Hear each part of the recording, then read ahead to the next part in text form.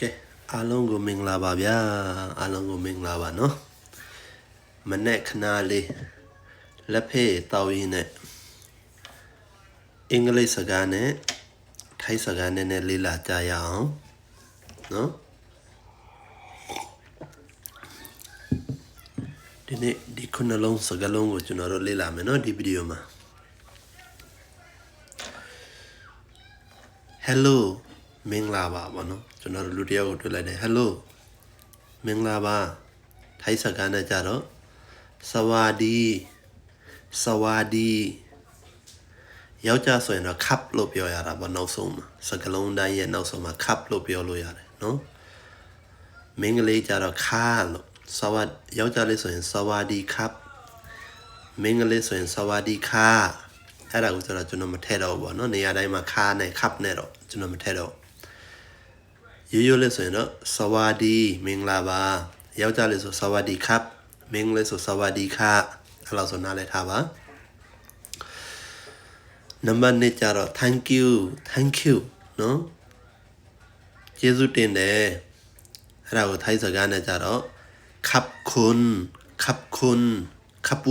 န်းလို့မြန်ပြောရင်တော့ခပ်ပွန်းပေါ့နော်ယောက်ျားလေးဆိုရင်ခပ်ပွန်းခပ်ပွန်းခပ်ခွန်းအဲ့လိုမျိုးပေါ့နော်ကျေးဇူးတင်ပါတယ်ပေါ့နံပါတ်3ကြတော့ yes ဆိုတာဟုတ်ကဲ့ထိုင်းစကားနဲ့ကြတော့ใช่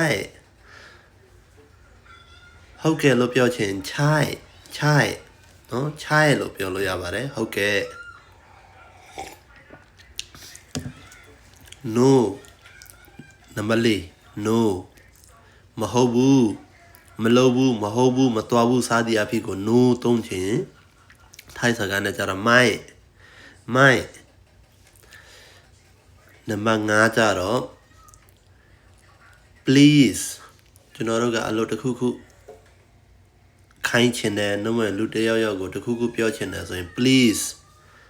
ကျေးဇူးပြု၍ဆိုတဲ့စကားပေါ့နော်ကျေးဇူးပြု၍ဟိုကလုပ်ပေးပါဒီကလုပ်ပေးပါဆိုသလို please အင်္ဂလိပ်မှာကြတော့ please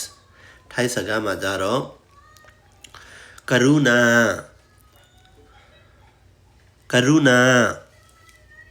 ကျေးဇူးပြုကျွန်တော်အကူအညီလို့ရလားကရုဏာချွေးတိုင်းမိုင်အဲ့လိုမျိုးပေါ့နော်ကရုဏာ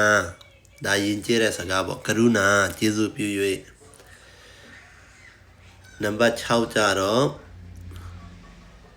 တောင်းပန်တာပေါ့ sorry ဆိုရင်ထိုင်းစကားနဲ့ကြတော့ခါထို့တောင်းပန်ပါရစေတောင်းပန်ပါတယ် sorry ခါထို့နော်ပြီးတော့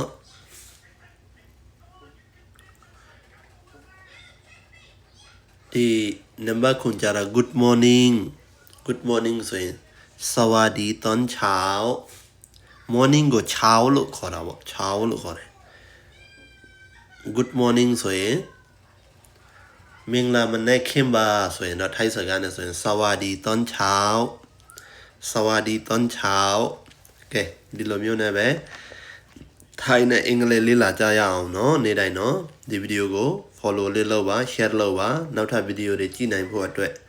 နော် like တွေ comment တွေလုပ်ထားပါနော်ကဲကြည့်ပေးတဲ့အတွက်ကျေးဇူးတင်ပါတယ်